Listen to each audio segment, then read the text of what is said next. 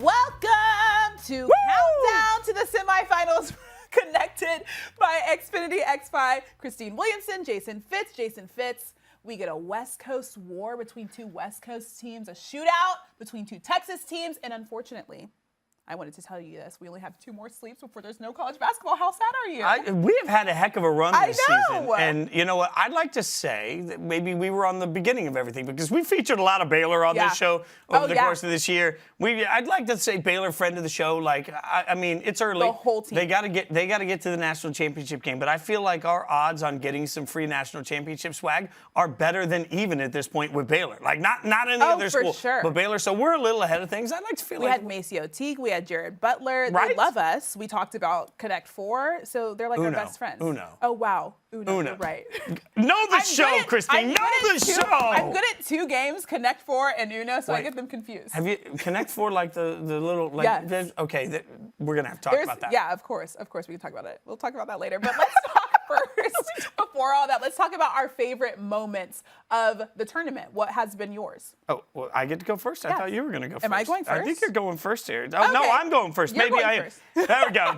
All right. So this was a tough one for me because there's been a lot in this tournament I love, but I'm gonna go with the end of UCLA versus Alabama. Okay. Now, let me tell you why this one, Christine, because I love an epic ending. So at the end of regulation, Alabama hits the most improbable shot ever, sends it to overtime. I'm jumping up and down. I'm yelling and screaming. And then I'm realizing, wait, oh man, that kind of stinks because UCLA was the better team in this game. So we get overtime. UCLA turns around, runs it through overtime. We still get the right ending, but we get the drama in the meantime. I'm here for that sort of ability to get the buzzer beater, heart-breaking moment for one side and then still get the right ending. Gosh, this March for some reason has been so incredibly heartbreaking. Like, watching the games has been extreme. Like, I'm like, oh, this is so great. I love March. And then I'm like, wait, this is actually a very sad time of year. Yeah, I mean, for a lot of teams. A lot of tears. A lot of tears in this process. One of those teams, yes, Texas men's basketball. This is actually my favorite moment because, you know, Fitz, you like to make fun of me all the time because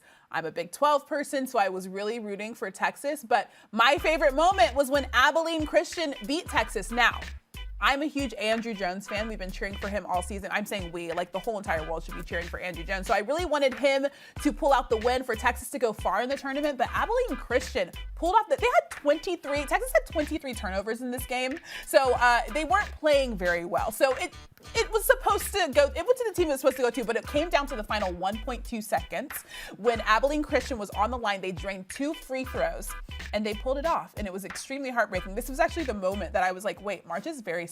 Well, I mean, and that's also a result that resulted in change in college basketball throughout the state of Texas. I mean, you were all in on Shaka Smart, right? We talked about that. Shaka, he gone. Bye. Now Chris Beard comes over from Texas Tech. I mean, that'll be interesting. This is a bit of an in-state battle at this point as Texas just looks around and is like, we want him, even though he's in-state with a rival. And also in conference. Like, that's just very odd. Since we're on the subject of Texas teams, let's talk a little Houston versus Baylor. It's a Final Four matchup, and we're going to bring in our guy. Let's do it.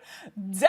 Why am I singing so much today? I don't know. I was talking to somebody about how much I sing, but I know Dalen likes when I sing. So Dalen Cuff to join us for this Houston versus Baylor matchup. That game at 5:14 p.m. Let's look at how these teams got here. First of all, Houston went through Cleveland State, Rutgers, Syracuse, Oregon State. Baylor went through Hartford, Wisconsin, Villanova, Arkansas. Dalen, who had the toughest road to the Final Four? I had a great road when I came in the door because you sang as my entry. It's exactly. almost it's like I knew you would like that. It's like a cathedral when I walk in here. It's unbelievable. The easier road to the Final Four was Houston, without a doubt. And you couple in the fact they played in the American Conference, that was an easier road to get in. They did not play a single-digit seed.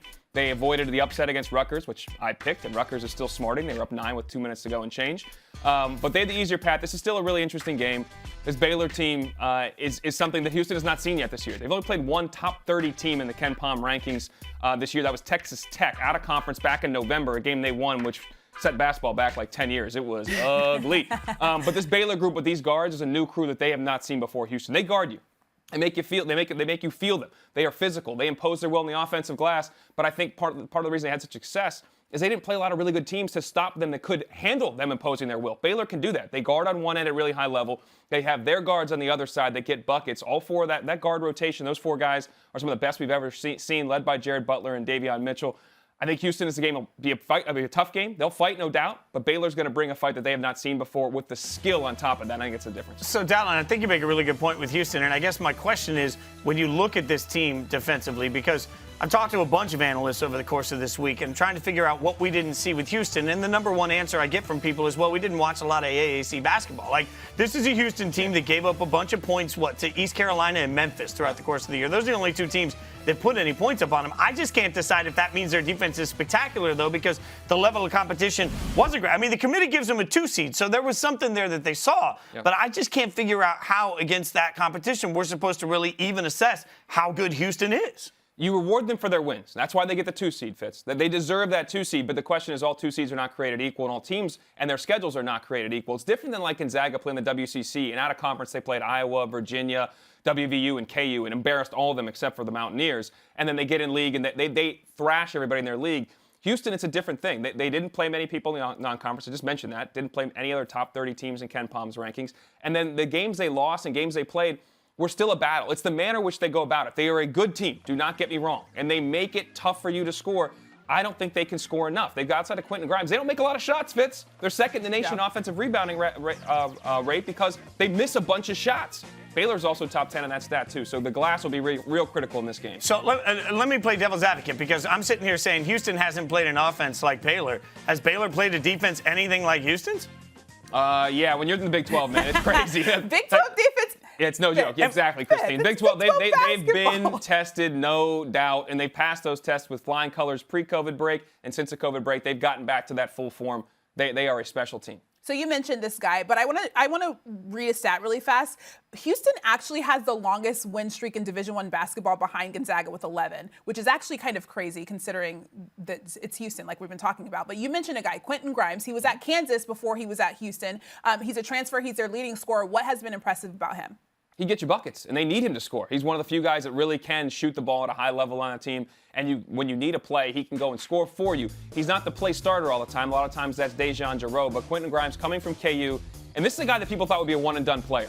And that was a lot of pressure and unfairly heaped on that young man at Kansas. Mm-hmm. He moves to Houston, a different situation, kind of out of the limelight, and has really excelled since then. He really understands his role from this team, which is to score. He is tough. He defends like everybody else. He's a talented young man. I'm glad he found this is where transfers go right. They don't always work out well, but he found the right fit for him with Kelvin Sampson's crew and has made the most of his career. You know, you mentioned Kelvin Sampson's crew, and Dalen, I think that's sort of an under-talked about part of this. Like, Kelvin Sampson has done a beautiful job building this team, putting this team together. We always say in his image, you know, so, but that feels real in this situation. So, you know, let's play devil's advocate here in favor of Baylor and say they take Grimes away. What does Kelvin sort of dial up for the rest of the offense? There's got to be some way to score some points. Well, their offensive rebounding is going to be the biggest thing. If Baylor cleans up their glass, I do think Houston will struggle to score. Dejan Jarreau is outstanding. He stuffs the stat sheet in a multitude of ways. If you like Al Jarreau, the 80s pop singer, you might be familiar, Fitz. The Roof Garden video, folks, just Google that. There's nothing more quintessential 80s than Roof Garden, Al Jarreau. But back to Dejan. He gets other guys buckets. He can score. He rebounds the ball. He's had a triple-double on the year. He'll have to be really important, but it really comes down to the glass. You've got to clean it up. If you give them second and third chances, they will score. If Baylor does not allow that, Baylor's going to be able to shut them down. Okay, so we got Baylor versus Houston. Baylor, the number one three-pointing shooting team in the country, so obviously they're going to have to stop that. Who do you have in this one? Who's going to be able to pull this one out? I like Baylor a lot. In full disclosure, during the game last week, Baylor's Elite Eight game, I texted Doug Kaziran and Joe Fortenbaugh, the guys I work with on Daily Wager, and said, I'm taking Baylor blind. I don't care what the spread is. It came out at 5. I feel very good about that. If you like the first half, it's -2.5. So if you like a couple shekels, I think I'm throwing a few at you. I love the Bears, and I think they're going to win this game in quite handed fashion. By the way, Dalen has a history. Like, if you watch us, anytime Dalen comes on, there's a subtle way of letting us know where he's got some shekels going. And there you go. I'm all in on this. Do you want to talk about Keelan, the race 7 I just hit right before? We can get him some ponies if you like. Oh, is that what you were talking about? I was very confused what you were talking about. I also would like to say that, Dalen, when we talked about on the first bracketology show, you said your bracket wasn't doing that well. So I don't know if we should always take whoever you take. True. My picks are not good. My bank account has gone well through this tournament. So, you know, go what you want.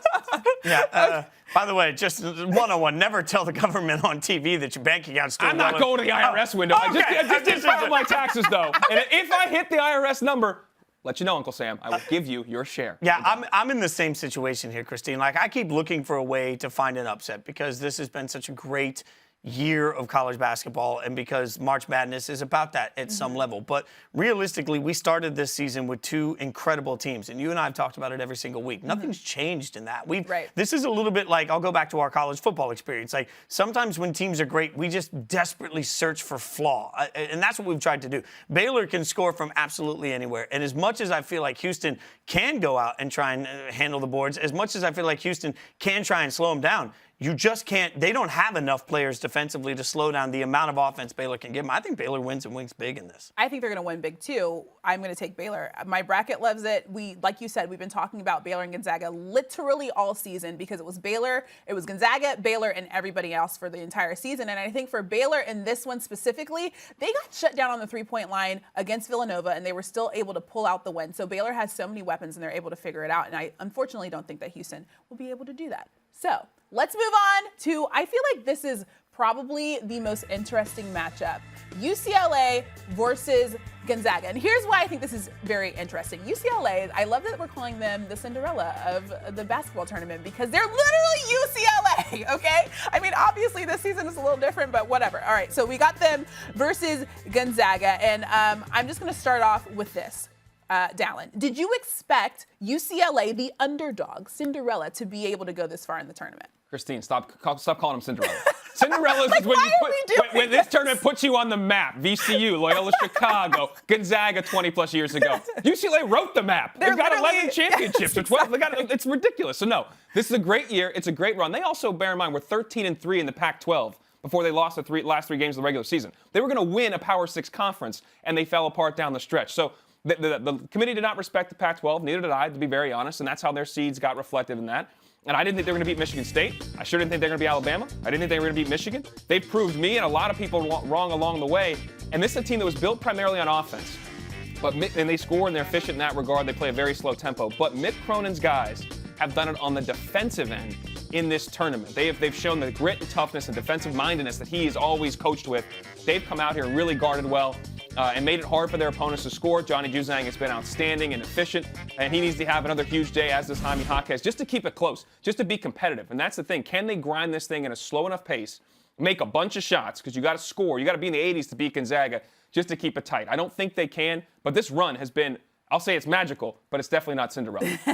You know, guys, I am the first to say that I am a man of bracket integrity. In fact, we've debated on this show. Like, I'm a one bracket guy. I'm not a multiple bracket guy. So I am going to also call myself out my lack of integrity here because on the ESPN bracket, you're allowed to just, the play-in game, you pick the play-in game, and you don't know who's going to win that. I thought Michigan State was going to win it. And frankly, I thought Michigan State was going to go on a little bit of a roll. I thought we were going to see Sparty maybe to the Elite Eight. So I got really lucky because I picked the winner of that game to continue to go, and it just happened to be UCLA. So it has helped me. That being said, I don't see how. And look, there's been a tremendous turnaround for UCLA in the course of this tournament. We've talked a lot about it. Their defensive game has been totally different coming into the tournament than it was in the tournament than it was coming in. They lost the 4 straight, but they are absolutely, their shooting percentage allowed is much better. Their offensive efficiency allowed is much better. It's like they've changed defensively in this tournament, which I respect. But I also, every week, have gone into it, every game have gone into it and said, it's going to end this week. I've been wrong every time, but this feels like the time it's going to end. I mean, they made Michigan look absolutely ugly, but we've seen times where Michigan has looked a little bit off kilter. We've not seen a single time this year where Gonzaga looked anything less than an absolute juggernaut. So I just don't see it. I just can't find a way. I mean, you mentioned this, Dalen. They have Johnny Juzang, and he has scored 108 points in the tournament this season. That's tied by 4th most by any UCLA player. So do you feel like this is the UCLA team that would be able to pull this win off? No, because in all honesty, what you just said was critical. Gonzaga, they have to play bad, and you have to play absolutely perfect. And right now, they're not playing bad, especially in the first 20 minutes. They're coming out trying to prove a point to every team. They've demolished their opponents in the first 20 and then shifted down to second gear.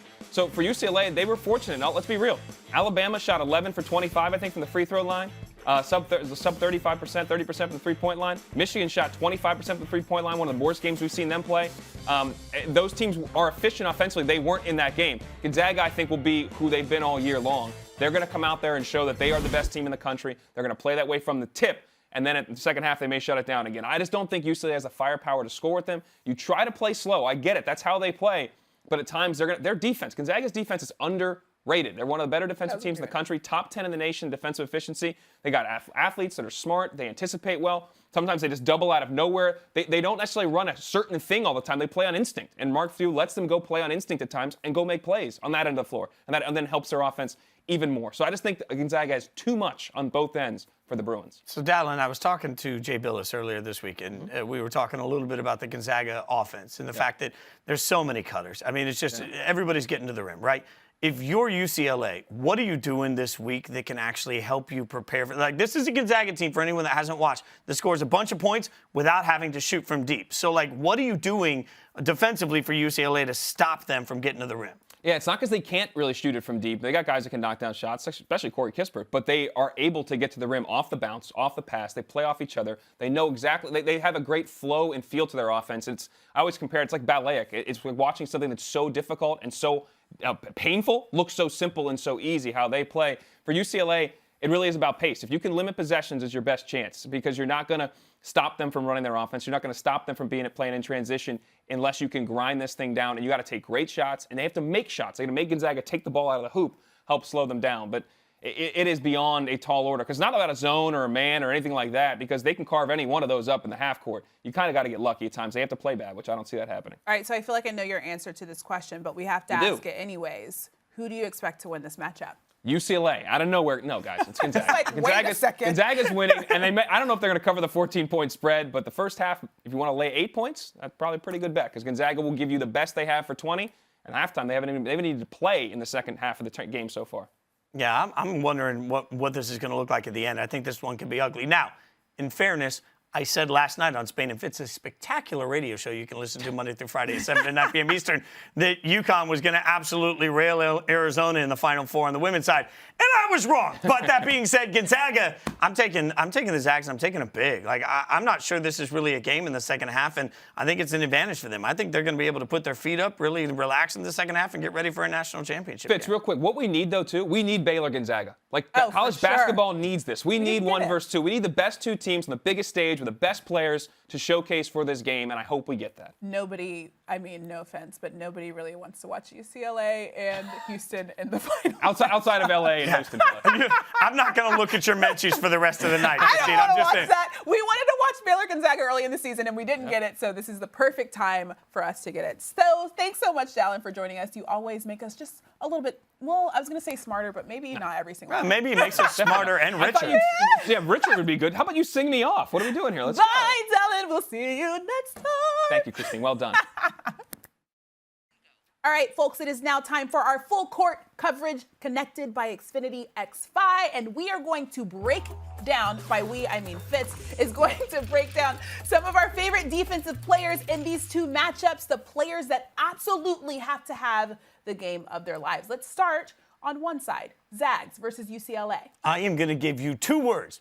Jaime Jaquez. I'm telling you, this kid's got to have the game of his life for UCLA. Now, look, UCLA has been surprising us all tournament. We know that. But this is going to come down to the ability to limit Corey Kispert. Corey Kispert averaging 17.3, 5.8 in the tournament so far. And, importantly, shooting 50% from the 3. That tells you he can do it all from everywhere. That means Jaime's going to have to be active, particularly in this. By the way, Kispert, just the 3rd player to enter a Final Four with at least 15 points and 5 rebounds per game in the NCAA tournament while shooting at least 50% from the 3-point line. So it shows you the offensive. The problem is the Zags, we know this, can score from everywhere. So you're going to have to take away one of the options. And that's going to come back to, can Jaime have the game of his life? I've talked to some people around the UCLA program.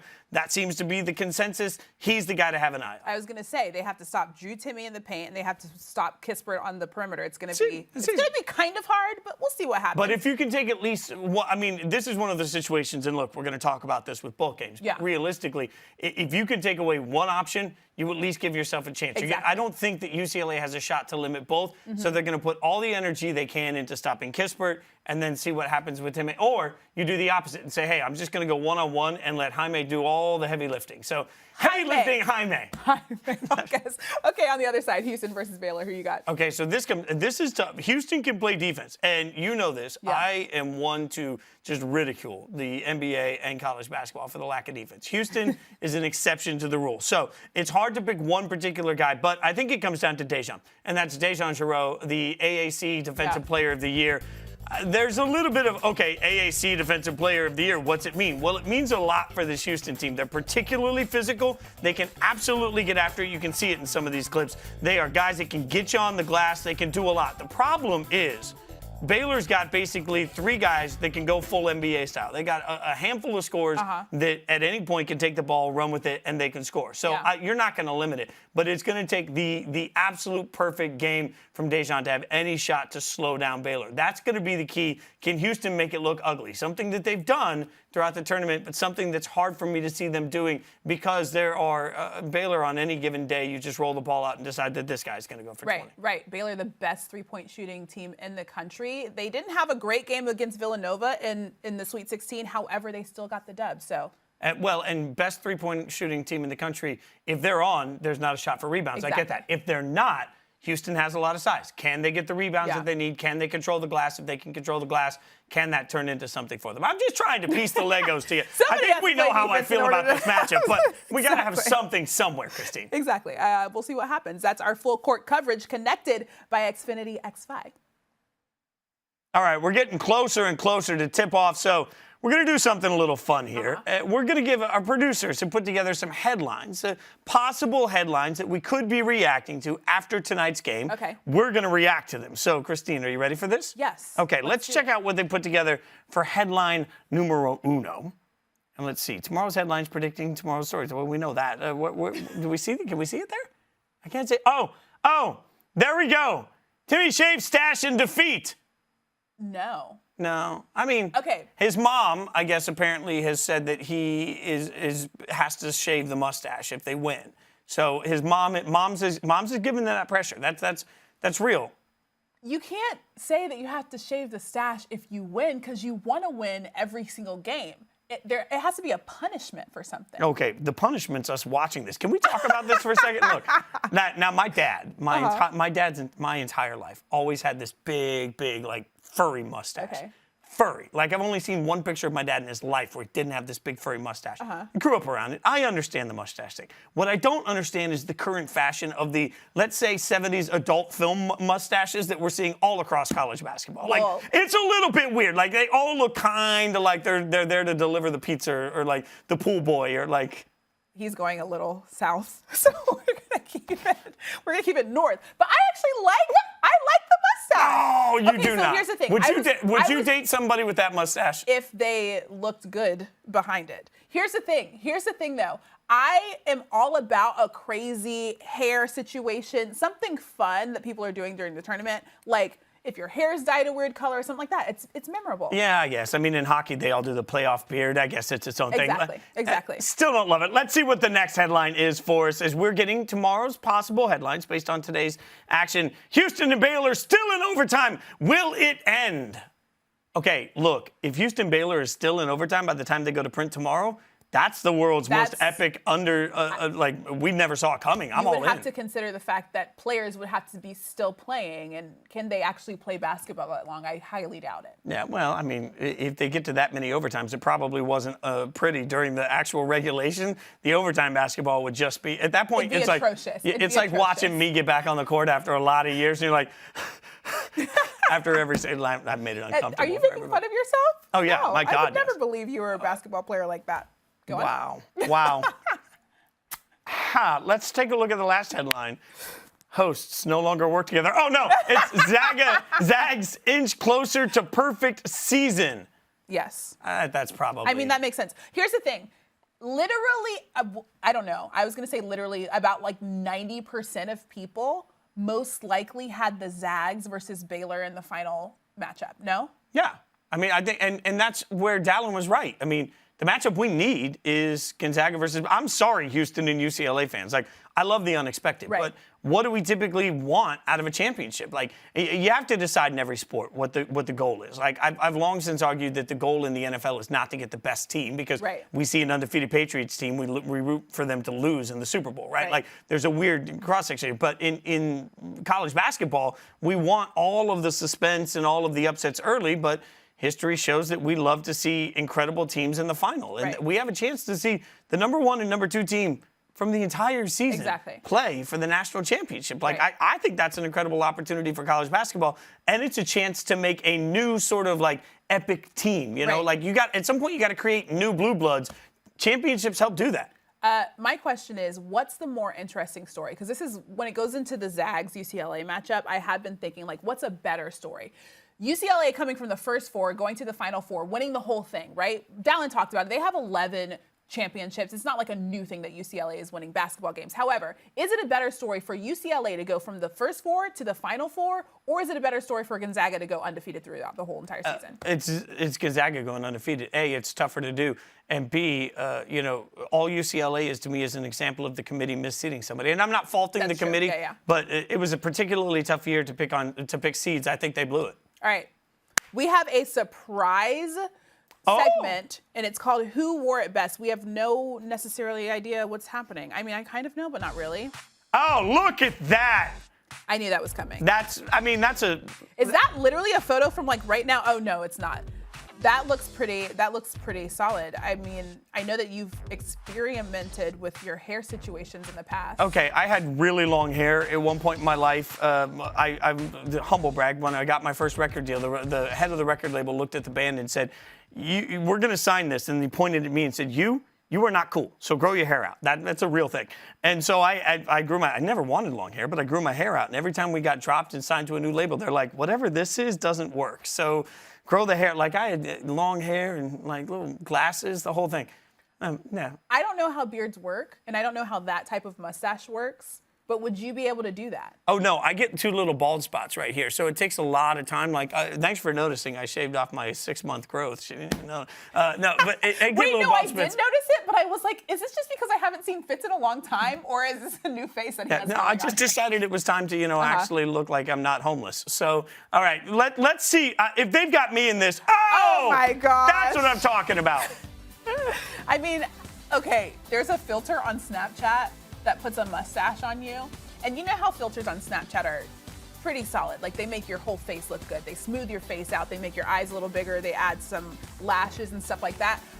I'm not gonna lie, one of my favorite filters to use is the mustache one because of how they set up the rest of your face. Can we see that again? Is that possible? I just want to say, Christine, and I say this with so much love, if you ever want to enter a Steve Harvey impersonator contest, all you need is a really good mustache. Like, I'm seeing it for the first time. I feel like I would have to gain some weight also, but yes, I feel like I could totally... Listen, if anybody wants me to step in for Steve Harvey on any occasion, I am totally down for that. Yes, and yes. I think that, like, when we're looking at this, I thought that mine was the best, by the way. Like, it was good. Like, it felt natural. Like, maybe No, I won't do it. It doesn't work. If you can't do it, then you definitely won't. Yeah, no, I mean, I could do a mustache, but that's just, again, like, that's a regrettable decision. All right, so you asked earlier what's the better story, UCLA making it through or Gonzaga, but let me ask you a different question.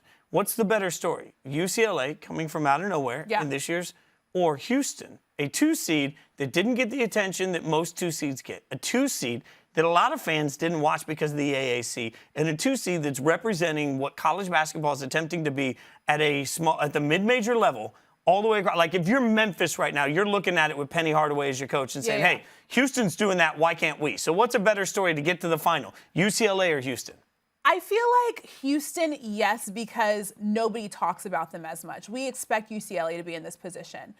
If you haven't been paying attention, then yes, you haven't been talking about Houston that much. However, I think the fact that Houston was already a 2 seed means that there was an expectation for Houston to have made it this far. Quentin Grimes, like I said earlier in the show, he's a bucket. He came out of high school as one of the top recruits in the country, went to Kansas. Like Dalen said, there was a lot of expectations on him, and he didn't perform at Kansas. And so he went to Houston and did what he was supposed to do at Kansas. So I feel like as many people aren't surprised that Houston is here. I feel like this year, UCLA is a better story just because they were a first 4 team and then now they're going into the Final Four. But I would say probably Houston. I agree with you. And look, on the other side of it, when you're talking about Gonzaga, UCLA, we'll have plenty of time to talk about this on Monday. Right. But I'd say watch this Gonzaga team tonight because their offense and the way they run it is incredible. This is special to watch what they're able to do, how they're able to score from anywhere. I love every second of it. I will say that we have all been anticipating Baylor versus Gonzaga, and to be able to get that matchup, it will be huge. So we will see what happens tonight, and then hopefully when we join you guys on Monday, we're talking Bears versus Bulldogs. I don't know what he's doing, but I'm so glad you guys joined us. Thanks for watching Countdown to the Semifinals, connected by Xfinity X5. We will see you for the finals on Monday. Woo!